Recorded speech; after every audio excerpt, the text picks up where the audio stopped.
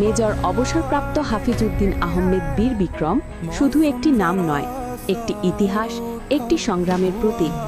স্বাধীনতার রণাঙ্গনে যিনি জীবন বাজি রেখে যুদ্ধ করেছেন, দেশের জন্য বীর বিক্রম খেতাবে ভূষিত হয়েছেন, তিনি আজও একই সাহস ও সততা নিয়ে রাজপথে লড়ছেন আপনার আমার অধিকার রক্ষার জন্য।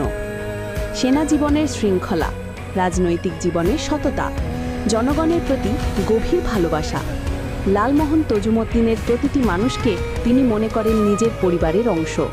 একসময় এমপি মন্ত্রী হিসেবে এই অঞ্চলে যেসব উন্নয়নের ছাপ রেখেছেন, রাস্তা, সেতু, শিক্ষা, স্বাস্থ্য, কৃষি, সব ক্ষেত্রেই তার অবদান আজও মানুষের মুখে মুখে।